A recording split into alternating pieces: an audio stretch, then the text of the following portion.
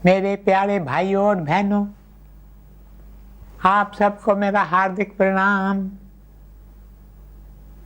आज गुड़ी पड़वा का पवित्र दिन है, जिसे सिंधी में चेटी चंद कहते हैं। जैसे इंग्लिश कैलेंडर के हिसाब से 1 जनवरी सारी दुनिया में नए साल का पहला दिन माना जाता है, उसी प्रकार हिंदू कैलेंडर के हिसाब से गुड़ी पड़वा नए साल का पहला दिन होता है। प्राचीन भारत में इस दिन सत्संग होते थे, मेले लगते थे, नाम कीर्तन होते थे। लोग प्रभु का आशीर्वाद लेकर अपने नए साल की शुरुआत करते थे। दुखियों दरिद्रों की सेवा की जाती थी। आज ही के दिन जल आश्रम खोले जाते थे, क्योंकि गर्मी का मौसम आरंभ होता है। मैं समझता हूँ कई स्थानों पर आज भी ऐसा होता है। कई लोग तो पानी के साथ प्रसाद भी बांटते हैं। इस दिन सत्संग के प्रसाद में कई चीज़ें दी जाती हैं, किंतु उस प्रसाद में 2 चीज़ें, नीम के पत्ते और मिश्री ज़रूर देते हैं। नीम के पत्ते कड़वे होते हैं।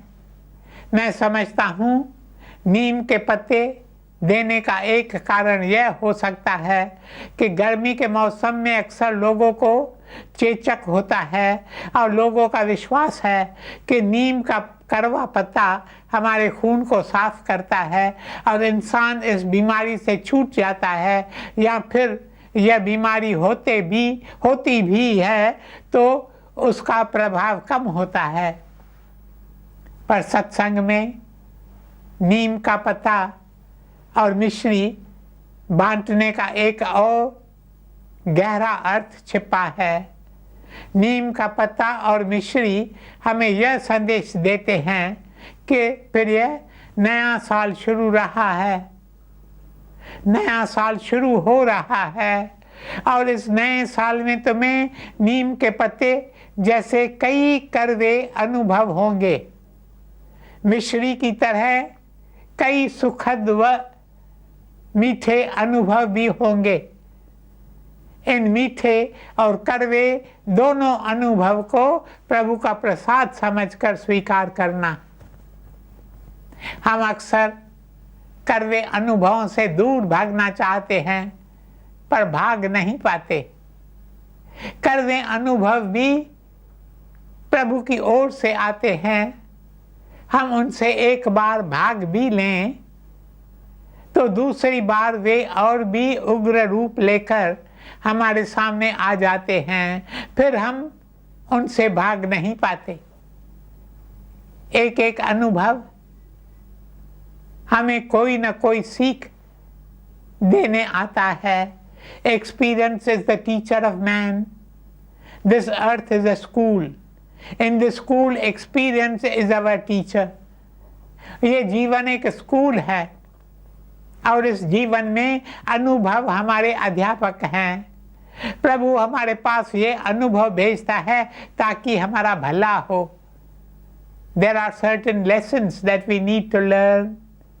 We will not learn those lessons until and unless we accept those experiences. कड़वे व मीठे अनुभवों को नीम और मिश्री के प्रसाद की तरह कबूल करिए। क्या ऐसा कोई नूतन वर्ष आया है जब आपको कड़वे अनुभव नहीं हुए? क्या ऐसा कोई नव वर्ष गुजरा है जिसमें आपको कोई सुखद और मीठे अनुभव न हुए हो? ये दोनों अनुभव प्रभु की ओर से आते हैं। प्रभु हमारी माता है, हमारा पिता है, उसका भेजा हुआ दुखद और सुखद दोनों अनुभव सिर आंखों पर। ऐसी भावना से जब आप नव वर्ष में प्रवेश करेंगे तो प्रभु का आशीर्वाद आपके साथ होगा। एक बार गुरुदेव साधु वासवानी जी ने हमें बुलाकर कहा, आओ मैं तुम्हें एक शब्द का मंत्र देता हूँ। ये एक शब्द का मंत्र है कबूल। कबूल जीवन में जो कुछ हो कहो कबूल। हे भगवान, ये आपके हाथों से आया है, हम इसे कबूल करते हैं। आप हमारे पिता हैं, आप हमारी माता हैं, फिर क्या आप हमें ऐसा कोई अनुभव भेजेंगे जिससे हमें हानि पहुंचे? हाँ, जब अनुभव आता है तो लगता है कि कोई मुसीबत आन पड़ी है। अचानक ही व्यापार में नुकसान पड़ता है, अचानक ही हमारा कोई प्रियजन हमसे छिन जाता है, अचानक ही हमें कोई बीमारी घेर लेती है। इन सब में प्रभु तुम्हारा कोई राज छिपा है, ये तुम्हारी ओर से आया है, मैं इसे प्रसाद समझकर कबूल करूंगा। कितने लोग ऐसा कह सकेंगे? कितने लोग ऐसे हैं जो मिश्री के साथ साथ नीम के पत्ते भी कबूल करते हैं? दोनों ही चीजें प्रभु की ओर से आती है। इसलिए आज आप सब मिलकर मेरे साथ यह मंत्र उच्चारें, कबूल कबूल। मेरे प्यारे भाइयों और बहनों, जब हम ऐसी भावना से कड़वे अनुभवों का स्वागत करेंगे तब हमें एहसास होगा कि उसका कड़वापन कितना कम हो गया है। जिस प्रकार नीम का पत्ता हमारे खून को साफ करता है, उसी प्रकार ये कड़वे अनुभव हमारे आध्यात्मिक जीवन को पवित्र बनाते हैं, निर्मल बनाते हैं। They give us the purity of spiritual life. We should rejoice. We should greet them and be happy. आज का दिन अपने साथ यही संदेश लेकर आता है, जो तुद भावै साई भली कार, तू सदा सलामत निरंकार। मेरे प्रियजनों, आज सुबह जब मेरी आंख खुली तो मेरे होठों पर ये शब्द थे, चारों ओर चौकी राम की, दुख लगे ना भाई। हमारी चारों ओर राम की चौकी लगी हुई है। कुछ ही दिनों में रामनवमी का पवित्र दिन आने वाला है। जहां भी आंख उठाकर देखो वहां श्री राम हमारी रक्षा कर रहे हैं। फिर आपको डर किस बात का है? जब श्री राम स्वयं आपकी रक्षा कर रहे हैं तो फिर आप परेशान क्यों होते हैं? श्री राम जब भी आते हैं तो वे अपने साथ तीर कमान लेकर आते हैं। मजाल है कि कोई आपको कष्ट दे सके।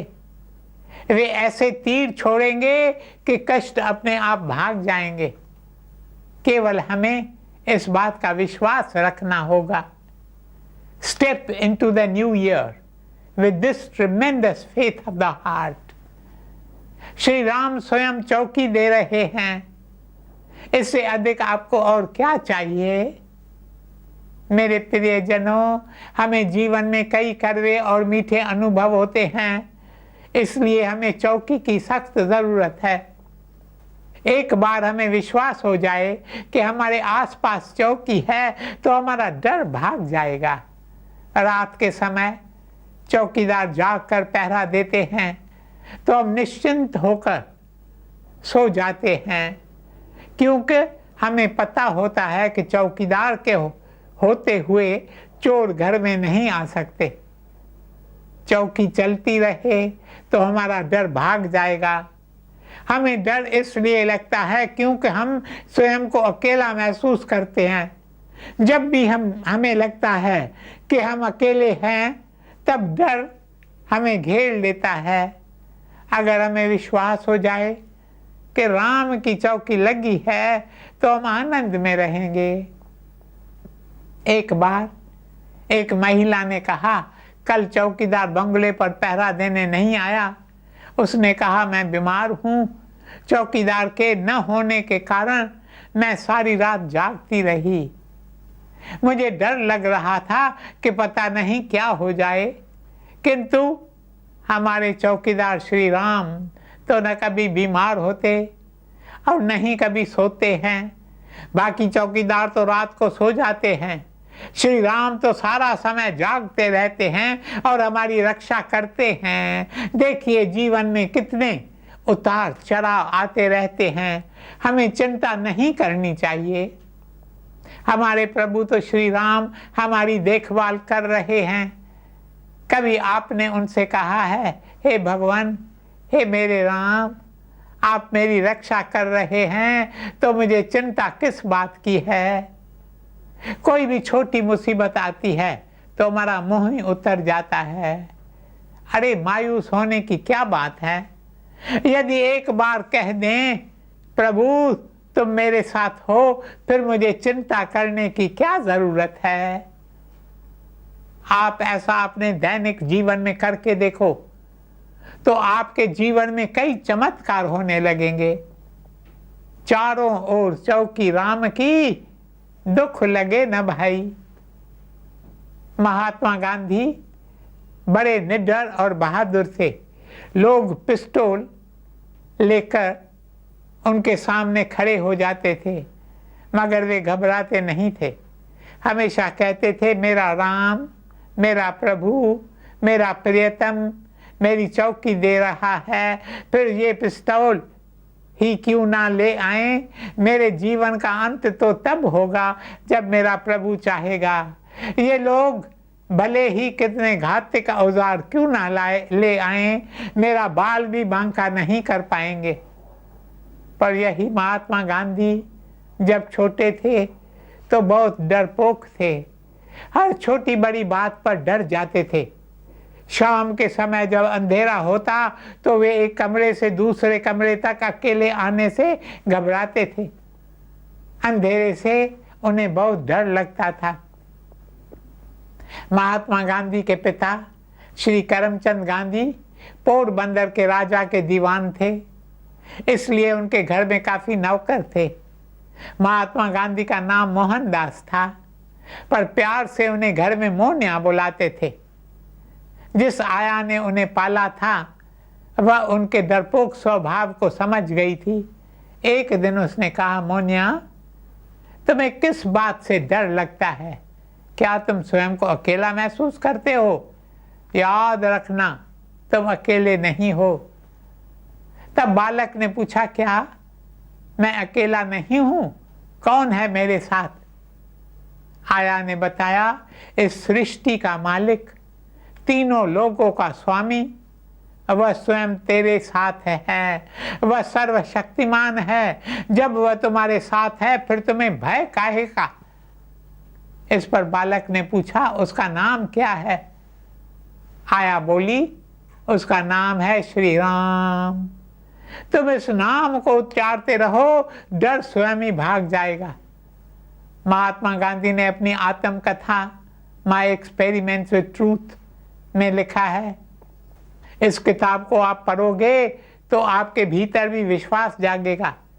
महात्मा गांधी कहते हैं कि यह जीवन एक प्रयोगशाला है, उसमें रहकर न जाने हमें कितने प्रयोग करने हैं। इस पुस्तक में उन्होंने अपने अनुभवों को जीवन का त्यों ही लिखा है। वे एक सच्चे इंसान थे। एक जगह उन्होंने लिखा है, किस प्रकार एक बार काम वासना मुझ पर हावी हो गई थी, तब मैंने राम नाम का सहारा लिया। एक दिन तो लगातार 24 घंटे बैठकर मैंने राम नाम का जाप किया और काम वासना से छुटकारा पा लिया। Ram Ram Ram Ram Ram Ram Ram.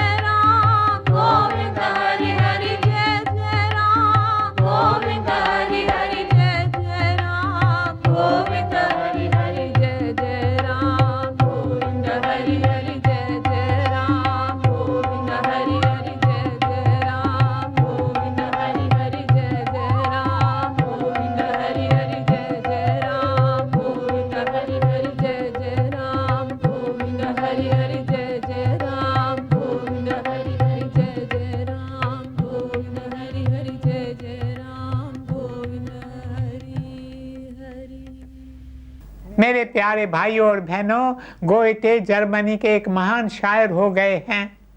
He is regarded as the greatest world poet of the 19th century. उन्होंने एक किताब लिखी थी फाउस्ट, उसका अनुवाद अंग्रेजी में भी किया गया है। आध्यात्मिक राह पर चलने वालों को यह पुस्तक जरूर पढ़नी चाहिए। इस पुस्तक को पढ़ने से आपके भीतर की इनसाइट्स उजागर होंगी। गोएटे को ईशा की एक बात बहुत पसंद थी जिसका वे बार बार वर्णन करते थे। एक बार श्री ईशा का शिष्य पीटर उनसे पूछता है, आप पानी पर चल सकते हैं, मैं क्यों नहीं चल सकता? आपके और मेरे शरीर में कोई अंतर नहीं है। आपका शरीर मेरे शरीर की तरह रक्त, मांस और हड्डियों से बना है। फिर आप पानी पर चल सकते हैं किंतु हम नहीं, ऐसा क्यों? तब श्री ईशा ने अपने शिष्य से कहा, क्योंकि मुझे प्रभु पर भरोसा है, विश्वास है। चारों ओर चौकी राम की, दुख लगे ना भाई। मुझे भरोसा है, विश्वास है कि मेरे आसपास प्रभु की चौकी है। मैं फिर पानी पर चलूं या फिर जमीन पर, क्या फर्क पड़ता है? तब पीटर कहता है, विश्वास तो हमें भी है। हम सारा संसार, धंधे, व्यापार छोड़कर आपके पास आए हैं क्योंकि हमें भी प्रभु पर विश्वास है। तब श्री ईशा ने कहा, यदि तुम्हारा विश्वास दृढ़ है तब तो तुम भी मेरे साथ पानी पर चल सकोगे। श्री ईशा पानी पर चलने लगे। उनके पीछे पीछे पीटर भी पानी पर चलने लगा। अचानक एक बड़ी लहर उठी जिसे देखकर पीटर घबरा गया। जैसे ही वह घबरा गया वैसे ही वह डूबने लगा और चिल्लाना शुरू किया, गुरुदेव मुझे बचाइए, मुझे बचाइए, मैं डूब रहा हूं। Save me, I am sinking. तब श्री ईशा ने उससे पूछा, अचानक तुम्हें क्या हुआ? इतनी देर तो तुम पानी पर चलते रहे, फिर अचानक डूबने कैसे लगे? पीटर ने उत्तर दिया, एक बड़ी लहर को देखकर मैं घबरा गया और डूबने लगा। श्री ईशा ने मुस्कुराकर कहा, बड़ी लहर से घबरा गए और लहरों के लाल प्रभु को भूल गए। लहरों का मालिक तो तुम्हारे साथ है। You are afraid of the wave, but you did not think of the Lord of the waves. चारों चौकी राम की, दुख लगे ना भाई। मेरे प्यारे भाइयों और बहनों, हमारे जीवन में भी बार बार लहरें उठती है क्योंकि संसार एक सागर है। फिर जब कोई बड़ी लहर उठती है तो हम घबरा जाते हैं, इसलिए हम ठीक से चल नहीं पाते। जब भी कोई बड़ी लहर हमें घेर ले तो हमें लहरों के लाल की ओर देखना चाहिए। गुरु अर्जन देव जी अपनी वाणी में फरमाते हैं, अवर त्याग तू तिसह चितार।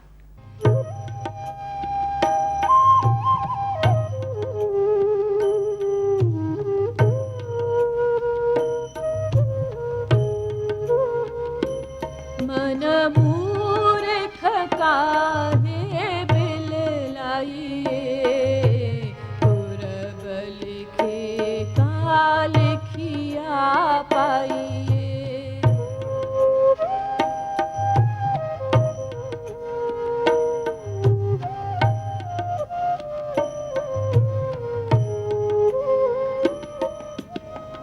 दुख सुख प्रभु देवन हार, दुख सुख प्रभु देवन हार। अवर त्याग तू तिस चितार, दुख सुख प्रभु देवन हार। अवर त्याग तू तिस चितार। मन मूर्ख काहे बिललाइए, पूरब लिखे का लिखिया पाइए। पूरब किया पाई। मेरे प्यारे भाइयों और बहनों, सारी बातों का तुम त्याग करके उसकी ओर निहारो। यह दुख आया है, कष्ट आया है, तकलीफों ने घेरा है, बीमारी ने दबोचा है, या मेरी निंदा हो रही है, इन सब में तो वह लहरों का लाल बसा हुआ है। बस उसकी ओर निहार लो तो ये बातें तुम्हारा कुछ नहीं बिगाड़ पाएंगी। सारी बातें भुलाकर तुम उस एक प्रभु का चिंतन करो, चिंता छोड़कर चिंतन करो। आज बस यहीं तक शेष कल। ओम शांति शांति शांति।